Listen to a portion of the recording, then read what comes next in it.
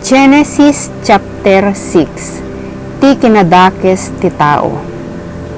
Napuskulan dagiti tattao iti daga, iti dayta a panawen. Adon dagiti nayanak a babbai. Idi makita dagiti nailangitan a parswa a napipintas da, pinili da dagiti magustuhan da ket inasawa da. Kinuna ni Yahweh, jak ipalubos nga agbyag iti agnanayon dagiti tattao. Tattao da laeng amatay. Manipod ita sa anen a nasursurok ngem 120 atawen ti madanon da a panagbiag.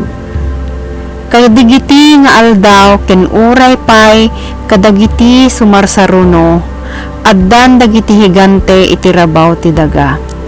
Isuda dagiti anak dagiti nailangitan a parswa ken dagiti babbai nga inasawa da. Nalatakda ket nabigdigda a naindaklan a banwar idi panawenda. Nakita ni Yahweh a nalabesen ti kinadakes dagiti tattao iti daga ket binig a kinadakes ti pampanunuten da. Nagbabawi iti panangaramid na kadakwada ken ti panangisaad na kadakwada iti daga. Kinuna ni Yahweh, pukawek dagitoy at tattao a pinaraswa dagiti animal ken dagiti tumatayag. Agbabawi ak nga nangaramid kadakwada ngem nilaeng Noe tinasayaat iti imatang na. Daytoy pinakasaritaan ni Noe. Talo iti anak a lalaki, Sem, Ham, ken Japhet. Nila Noe tinaimbag a tao iti panawen na.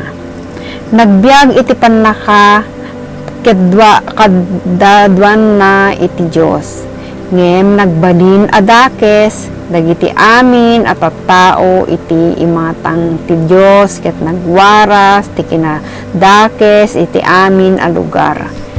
Nakita ti Dios adakes ti kasasaad ti lubong ken dakes met ti panagbiag dagiti tattao. Kinuna ti Dios ken ni Noe, intendeg ko apukawen ti amin a tattao. Aglablabesen ti kinaranggas iti lubong gapo iti dakes nga aramid da. Dadaelek ida a mamimpinsan ken ti lubong. Mangalaka kadagiti tarikayo a sedro ket mangaramid ka iti dakkel a daong addaan kadagiti kwarto. Pastaam iti alketran iti uneg ken iti ruwar. Aramidem ang 133 a metro ti kaatidog, 22 a metro ti kaakaba ken 13 a metro ti kangatuna.